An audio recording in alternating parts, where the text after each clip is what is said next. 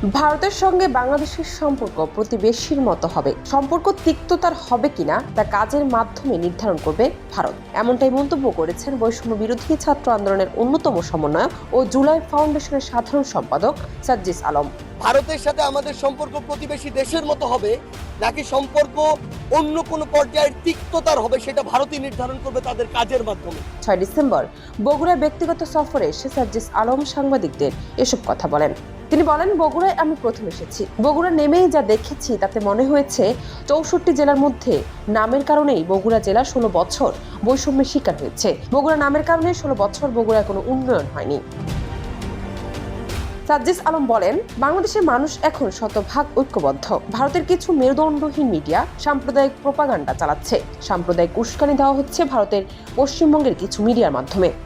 আমরা আমাদের জায়গা থেকে স্পষ্ট করে বলে দিতে চাই, ভারতের মিডিয়া, স্পেশালি আমরা পশ্চিমবঙ্গের কিছু ব্যক্তিত্বহীন, মেরুদণ্ডহীন।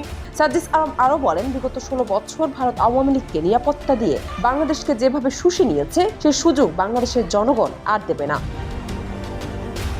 জান্নাত নিপু, দেশ রূপান্তর।